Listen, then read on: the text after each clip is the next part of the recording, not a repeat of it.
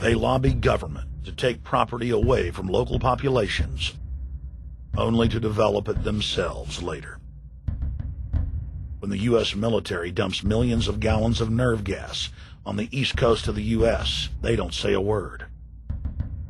Thousands of companies are creating transgenetic cross-species hybrids, splicing plants, animals, and insects, and releasing the new organisms into the global biosphere, vandalizing the very genetic code of the planet.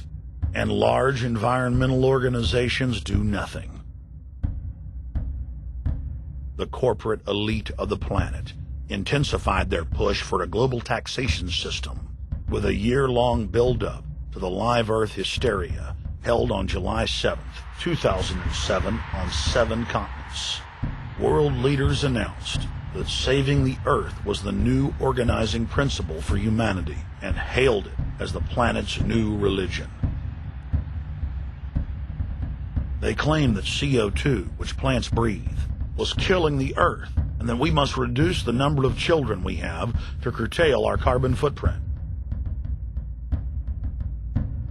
Countries across the world marked the day by passing new carbon tax schemes and raising taxes on gasoline, natural gas, and electricity. It is a scientific fact that the sun is the main driver of planetary climate, and the measurements are clear. The sun is becoming hotter, brighter. It has been slowly increasing thermal output in the last 100 years, causing warming not just on Earth, but throughout the solar system. But the scientific facts and even the order of the planets didn't matter to one of the chief organizers of Live Earth, David Mayer de Rothschild, heir to the British arm of the Rothschild fortune, when we spoke to him. When I called Rothschild on the order of the planets, he just laughed, thinking the audience wouldn't get it. He continued to count on the population's ignorance and claimed that the global warming lobby has nothing to do with carbon taxes. I guess he hadn't spoken with his good personal friend, Al Gore. Global warming, the time for debate is over. I think what you have to realize is that being environmentally sensitive and making money aren't mutually exclusive. There's a lot of money to be made in addressing this issue. But you guys are gobbling up all the world's concern to just simply line your pockets and make kids read your book in schools and do all this. It's a business, just like you said, Rothschild. It's not. Do you think I make any money out of this? It's the same thing. It's the same thing your your money-changing ancestors did. They're in Germany, Red Shield, and I'm calling you out, Red Shield. We know it's a scam. A pollution-based tax system, principally CO2. We're causing it mainly, vast majority of it. The consequences are bad and will be catastrophic unless we act. The polar ice caps of Mars are receding at several miles a year, much faster than ours, and that the moons of Saturn and Jupiter are melting. In fact, several of their moons were ice and are now liquid seas. Now, how are SUVs causing that, David Rothschild? That's because those planets are closer to the sun, my friend. No, Jupiter and Saturn are not closer to the sun. Neither is Mars. Yes, sir. I think you'll find, right, that the very simple matter, and what I wanted to say, and this is my final point, forget your taxation theory, because actually it's not taxation. Put a price on the carbon. A tax is the best way. Cap and trade can also do it.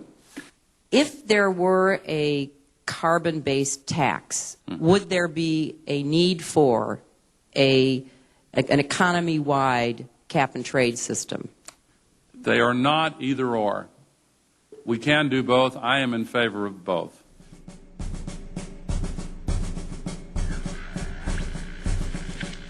The architects of the New World Order are in a race to complete the structure of world government so they can suppress the independent development of technologies that threaten their monopoly of power, while at the same time steering new developments in the direction the architects chart for humanity. The technocrats call their governing system the final revolution because in the past, empires were enforced militarily. Now enforcement is primarily psychological and economic, and society itself is a construct of the elite who operate outside the controlled paradigm and control the civilization within, just as a child maintains the environment of a fish tank. We are like lab rats, living out our entire existence, never questioning the confines of the cage or the scientists who experiment on us. New World Order engineers have hijacked human destiny. Its controllers have closely studied human behavior for more than 100 years and are now steering us with expert control, using our primitive drives and desires as levers. They have developed their mind control systems to the point of being able to control the average unconscious person like a car.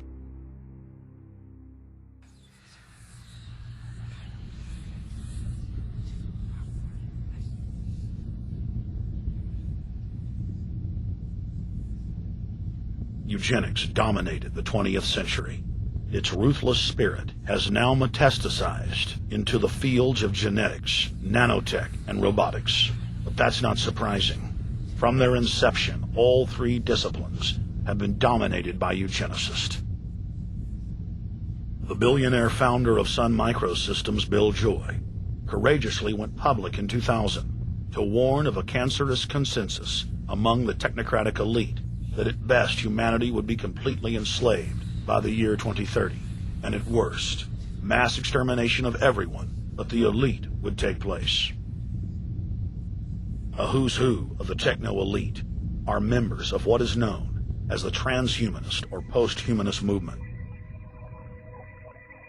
Many of its adherents see only the beneficial aspects of technology's exponential rise, like bringing sight to the blind, sound to the deaf, and longer life for all. But what many of them don't know is that master eugenicist Julian Huxley founded transhumanism, and that society's controllers openly admit that the new system is designed to progress into absolute tyranny.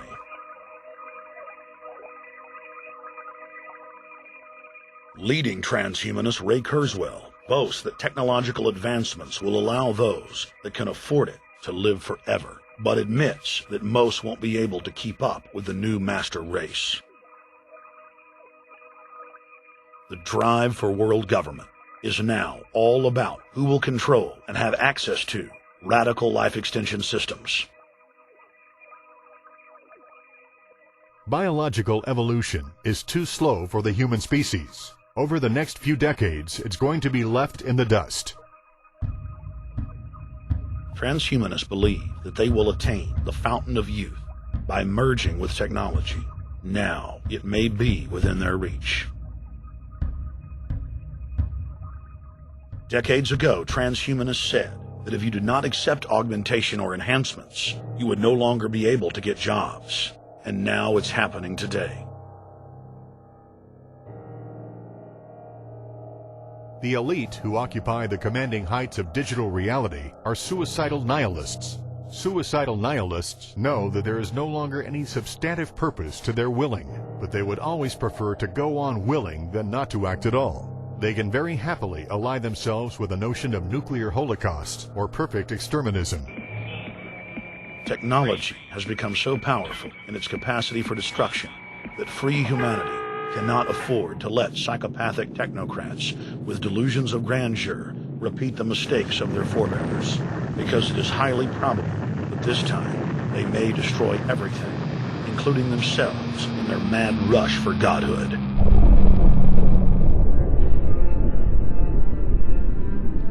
In this film, we have chronicled the Overlord's bloody orgy of experimentation, which already claimed the lives of more than 150 million people in the 20th century.